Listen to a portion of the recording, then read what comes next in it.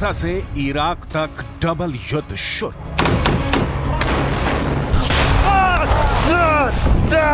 Gaza युद्ध धीरे धीरे मिडिल ईस्ट से लेकर पश्चिम एशिया तक फैल चुका है।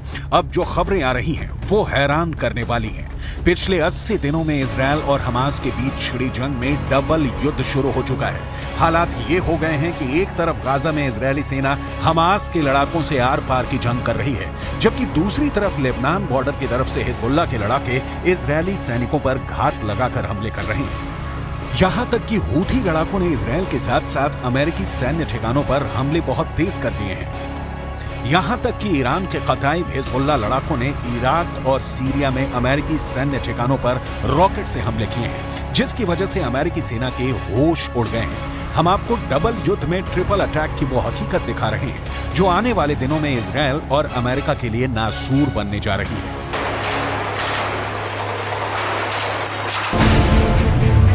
हमास, हिजबुल्लाह और हूथी इजरायल अमेरिका पर भारी। 80 दिन बाद भी गाजा युद्ध में हमास की ताकत उतनी कमजोर नहीं पड़ी है जैसा इजरायल दावा कर रहा है। भले ही प्रधानमंत्री नेतन्याहू और उनकी सेना के टॉप कमांडर दावा करें कि इजरायल की आईडीएफ ने पूरे उत्तरी गाजा पर कब्जा कर लिया है, लेकिन हकीकत में अभी भी हजारों हमास लड़ाके इजरायली सेना पर घात लगाकर भीषण हमले कर रहे हैं। हमास के टॉप कमांडर और दक्षिणी गाजा में खान यूनुस के कसाई के नाम से मशहूर याह्या सिनवार ने दावा किया है कि अब तक की जंग में हमास के लड़ाकों ने 1500 इजरायली सैनिकों को मार डाला है। हमास के कसाई का दावा, मार दिए 1500 इजरायली सैनिक।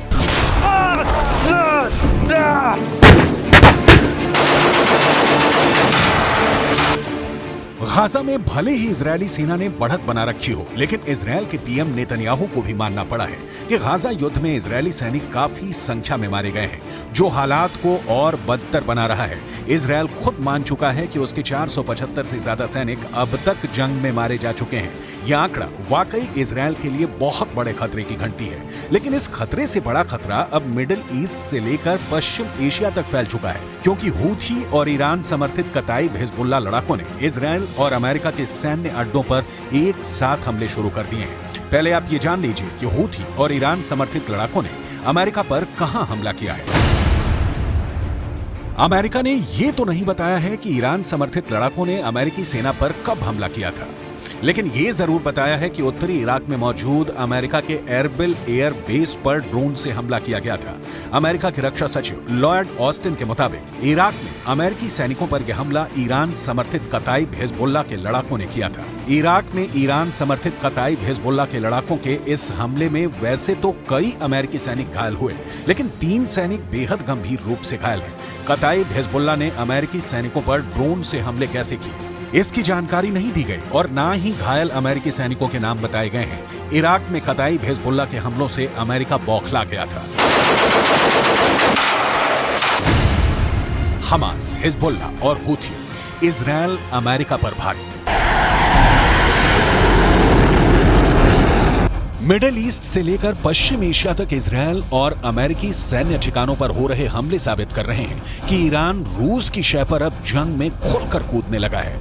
हूथी चुन चुन कर समंदर में इजरायल और अमेरिकी जहाजों और टैंकरों पर हमले कर रहा है। यही वजह है कि अब अमेरिका ने ईरान के कताई हिजबुल्लाह के लड़ाकों पर ऐसा भीषण हमला किया है, जिसकी वजह से पश्चिम एशिया में जंग तेज होने के दावे किए जाने लगे हैं। हम आपको बताते हैं कि अमेरिका ने ईरान के कताई हिजबुल्लाह लड़ाकों पर जोरदार एयर स्ट्राइक की है। जरा देखिए कैसे। अमेरिकी रक्षा सचिव लॉयड ऑस्टिन के मुताबिक अमेरिकी सेना ने ईरान समर्थित कताई हिजबुल्लाह पर भीषण हवाई हमले किए हैं। कताई हिजबुल्लाह पर अमेरिका ने यह हमले इराक और सीरिया में किए हैं। सोमवार यानी 25 दिसंबर को अमेरिकी सेना ने कताई हिजबुल्लाह पर हमला किया था। लड़ाकू विमानों और मिसाइलों से ईरान समर्थित कताई हिजबुल्लाह लड़ाकों के 3 ठिकानों को अमेरिकी हमले में तबाह करने का दावा किया गया है। खबर के मुताबिक अमेरिकी सैनिकों के घायल होने के बाद राष्ट्रपति जो बाइडेन ने ईरान समर्थित मिलिशिया समूहों के खिलाफ जवाबी कार्रवाई करने का आदेश दिया था, जिसके बाद ये हमले किए गए। अमेरिकी सैन्य बलों ने इराक में कताई हिजबुल्लाह और कई समूहों की ओर से इस्तेमाल की जाने वाले 3 ठिकानों पर हमले किए। ये सटीक हमले इराक और सीरिया में अमेरिकी अधिकारियों के खिलाफ ईरान प्रायोजित मिलिशिया हमलों का जवाब है। कताई हिजबुल्लाह सरीखे समूह ने आरबिल एयरबेस पर हमला किया था। इजरायल और अमेरिका इस वक्त मिडिल ईस्ट और पश्चिम एशिया में डबल युद्ध से जूझ रहे हैं। पीएम नेतन्याहू को लग रहा था कि हमास युद्ध विराम इजरायल की शर्तों पर जरूर करेगा, लेकिन अब खबर आ रही है कि हमास के टॉप कमांडर्स ने साफ दावा कर दिया है कि हमास सीज फायर नहीं करेगा और ना ही कोई समझौता, वो आखिरी दम तक जंग करेगा। गाजा पट्टी में इस वक्त उत्तरी गाजा से ज्यादा भीषण जंग दक्षिणी गाजा में चल रही है। हालात ये हो गए हैं कि इजरायल और हमास की जंग थमने की एक और उम्मीद को बड़ा झटका लगा है। 24 दिसंबर को इजरायली मीडिया रिपोर्ट्स में दावा किया गया कि हमास और इस्लामिक जिहाद आतंकी संगठन ने इजिप्ट या कहें कि मिस्र के उस प्रस्ताव को ठुकरा दिया है जिसमें कहा गया था कि अगर ये दोनों संगठन गाजा की हुकूमत किसी तीसरी ताकत को सौंप देते हैं तो इजरायल परमानेंट सीज फायर कर देगा। लेकिन हमास के टॉप कमांडर ने इस प्रस्ताव को पूरी तरह से खारिज कर दिया है। हम आपको हमास नेता याया सिनवार का वो दावा दिखाने जा रहे हैं जिसमें इजरायली सेना को भारी नुकसान का दावा किया गया है। हमास के कसाई का दावा, मार दिए 1500 इजरायली सैनिक। इजरायल की मीडिया रिपोर्ट के मुताबिक हमास के टॉप नेता और कमांडर याया सिनवार ने दावा किया कि हमास की सैन्य शाखा अल कसम ब्रिगेड ने 5000 से अधिक इजरायली सैनिकों को निशाना बनाया और उनमें से करीब 1500 इजरायली सैनिकों को मार डाला है। हालांकि ऐसा कोई आंकड़ा इजरायल की ओर से जारी नहीं किया गया है। हमास नेता सिनवार ने इजरायली सैन्य उपकरणों को नष्ट करने की संख्या के बारे में भी बढ़ा चढ़ाकर दावा करते हुए कहा कि हमास ने 750 इजरायली सैन्य वाहनों को तबाह कर दिया है। सिनवार ने इजरायल का जिक्र करते हुए कहा कि उसके कब्जे को मान लेने की शर्तों पर कभी समझौता नहीं होगा और ना ही हमास कभी सरेंडर करेगा।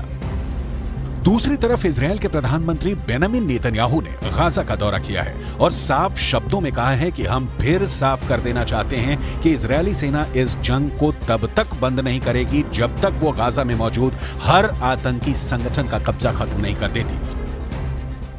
אמש שוחחתי שוב עם הנשיא ביידן. אני מעריך את עמדתה האיתנה של ארצות הברית במועצת הביטחון, עמדה שתומכת במאמץ המלחמתי שלנו.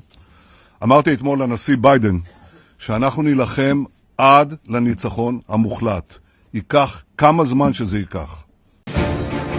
हालांकि इजरायल के भीषण हमलों से गाजा लगभग तबाह हो चुका है। जरा देखिए फिलिस्तीनी किस हालत में पहुंच चुके हैं।